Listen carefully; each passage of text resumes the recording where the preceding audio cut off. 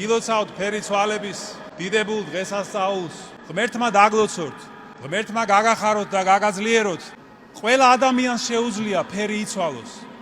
და მეტიც, ყველა ადამიანის მოწოდებაა, რომ ფერი იცვალოს.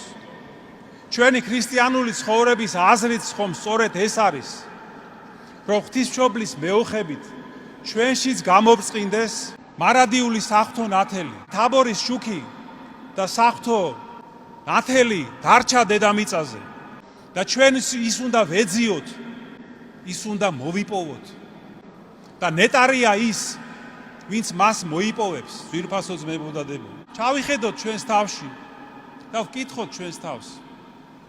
გვეხება თუ არა იესო ქრისტეს სიტყვები? ნათელი, რომელიც შენშია, ბნელი ხომ არ არის?